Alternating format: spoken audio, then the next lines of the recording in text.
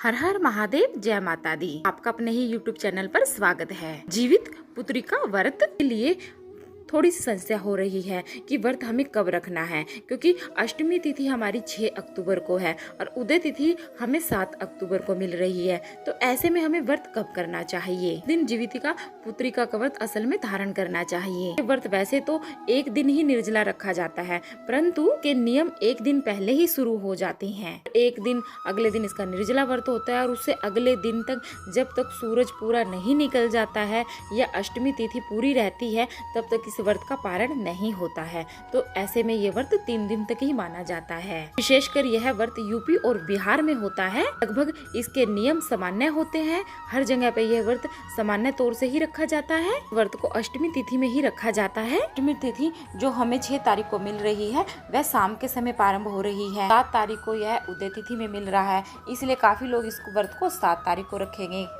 कि अगर हम पंचांग की बात करें तो पंचांग के हिसाब से यह व्रत 6 तारीख को ही रखा जाएगा, क्योंकि हमें इसमें जब हम जीवित पुत्रिका व्रत की हम पूजा करते हैं तो वह संध्या काल में ही करते हैं, और जो संध्या काल की जो अष्टमी होती है वह हमें 6 तारीख को मिल रही है। इसलिए यह व्रत आपको 6 तारीख को ही रखना चाहिए।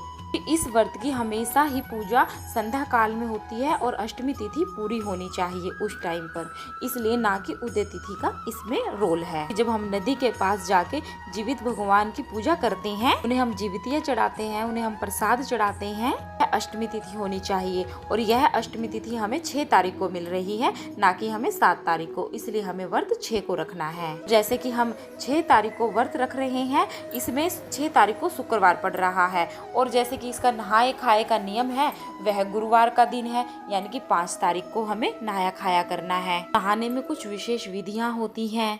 ये 2 तरीके से होता है। जैसे कि काफ़ी जगह पे जैसे सास है जो घर की बड़ी बुजुर्ग है, वह सारे नियम वगैरह ये करती है और घर की बहुएं सिर्फ खड़ा व्रत रखती हैं। यूपी में यह नियम है, पर बिहार में के यहाँ की बहुएं पूजा तो करती हैं, पर जो नियम है वो सारे सास फॉलो करती है, व्रत रखते हैं, पर पूजा ज़्यादातर मेन सास करती है। वहीं पर नहाए खाए के दिन खली और तेल चढ़ाया जाता है। वहाँ पे यूपी में जिस दिन यह व्रत होता है, वहाँ पे जब वो नदी पर पूजा अर्चना करने के लिए जाते हैं तो वहाँ पर वो खली और तेल चढ़ाते हैं। खली होती है, खली पता क्या होता है? जो सरसों का तेल निकाल देते हैं ना, और वो जो सरसों कुटी हुई होती है उसको सरसों की खली बोलते हैं।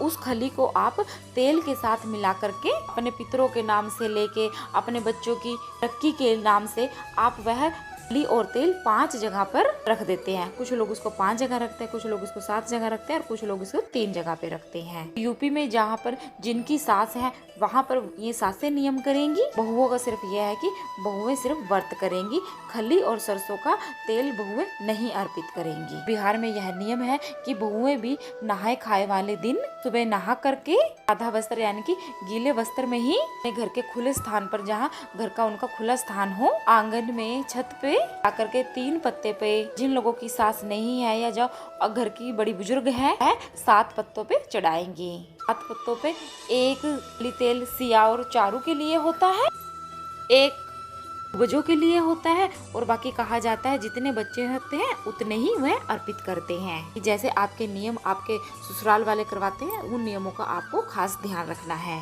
गुरुवार पड़ रहा है तो आपको बाल कैसे धोने हैं, ये भी एक क्वेश्चन है कि यहाँ पे वार से बड़ा त्योहार है, तो ऐसे में आपको सर तो धोना ही पड़ेगा। आप पानी में हल्दी डाल लें, है ना, सर धोने से पहले आप पानी में हल्दी डाल लें, फिर आप अपना सर धो लें। तिलों के पत्ते आप पानी में डाल लीजिए, उससे भी आपका वहम है यही खत्म हो जाएगा। तिल के पत्तों को अंतिम में आप निचोड़ ले और उन तिलों के पत्तों को आप अपने बालों में लगा लीजिए। किसी न किसी चीज से तो बाल जरूर धोया जाता है, हर किसी के अलग अलग नियम होते हैं। हमारे यूपी में ये नियम है। कोई भी गुरुवार का दोष नहीं लगेगा। गुरुवार का दोष उनको लगता है जो हर रोज हर गुरुवार को ऐसा कर रहे हैं। कभी जैसे कि त्योहार आ गया, वार आ गया, उसमें तो हमें करना ही पड़ेगा, है ना। जैसे कि करवा चौथ गुरुवार के दिन आ गया तो हमें सुबह सर धोना ही पड़ेगा, में ऐसा नहीं माना जाता। वहीं पर नाखून काटने की, इस व्रत में नाखून काटने की व्यवस्था है, तो पर वीरवार के दिन नाखून नहीं काटने हैं तो कोई बात नहीं, आप नाखून बुधवार के दिन काट लीजिए, है ना। खाए के बाद आपको शुद्ध सात्विक खाना खाना है, इस बात का भी आपको ध्यान रखना है। भी लहसुन प्याज का खाना आपको नहीं खाना है, क्योंकि आपने बालों को धो लिया है। नहाए खाए वाले दिन कुछ लोगों के अलग अलग नियम होते हैं। कोई लोग मरवा की रोटी खाता है, कोई यहाँ पे तोरी की सब्जी खाता है ना।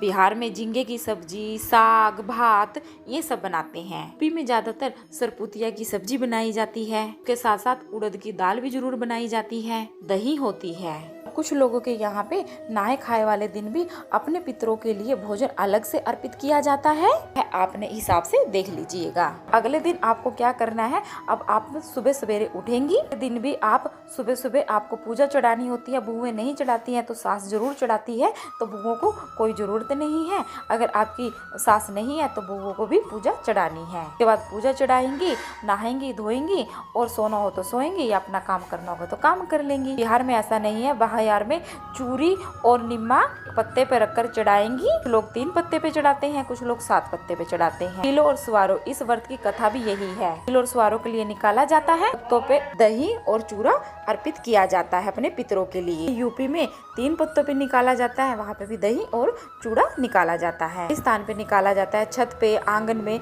या कहीं भी बाग बगीचे में। कि अगर आपको अगले दिन भी करनी है तो आपको वह सर्गी 3 बजे से पहले ही कर लेनी है। व्रतधारी को सिंपल खाना ही खाना चाहिए, पकौड़ी वगैरह कोई नमक वाली चीजें ज्यादा ना खाएं, जिससे आपको अगले दिन निर्जला व्रत में रखने में परेशानी हो, प्यास ज्यादा लगती है। ठीक है, यहाँ पे अगर खली नहीं मिल रही है तो आप थोड़ी सी पीली सरसों ले ले या काली सरसों ले ले, उसको आप मिक्सर में अच्छे से थोड़ा सा पीस ले, तो वह उसकी भी खली बन जाएगी। पानी ना डालें, उसको सूखा ही पीस लें, उससे ही आप पूजा कर लीजिए, वह भी आपकी खली है। नियम कोई भी छोड़ा नहीं जाता, जैसे भी हो हमें वह उपाय अपने पूरे करने ही चाहिए। सबसे बड़ा व्रत माना जाता है। अब पारण की बात कर लेते हैं। व्रत का पारण आपको 7 तारीख को करना है। 7 तारीख को 8:10 पर यह अष्टमी तिथि समाप्त हो रही है। इस व्रत में पारण का कोई मुहूर्त नहीं देखा जाता है। ये देखा जाएगा कि अष्टमी तिथि खत्म होने के बाद आपके यहाँ जो पूजा होती है, वह पूजा आप कब तक कर लेते हैं। काफी लोगों के यहाँ पे आज के दिन खुले स्थान पर मीठी चीजें चढ़ाकर मांड चावल चढ़ाता है, किसी के यहाँ पे यहाँ कच्चे दूध से मांड दिया जाता है, उड़द दाल की खिचड़ी बनाकर चढ़ाई जाती है, उड़द दाल के बड़े भी बनाकर चढ़ाए जाते हैं। तो भी आप जितिया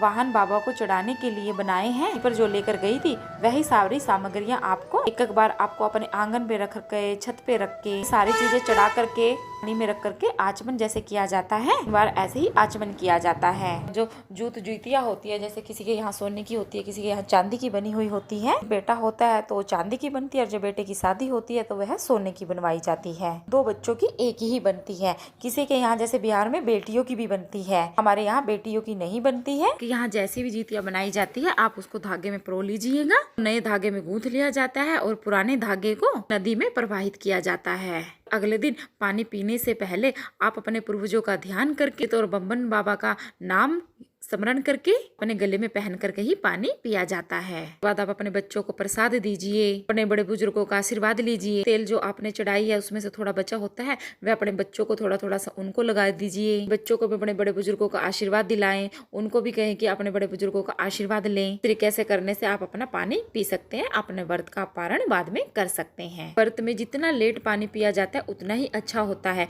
ऐसा करते करते 11 साढ़े 11 तो आराम से हो जाता है। तो ये थी छोटी सी जानकारी। अगर आपको पसंद आई है तो लाइक करें चैनल को और सब्सक्राइब भी करें, वीडियो को शेयर करें।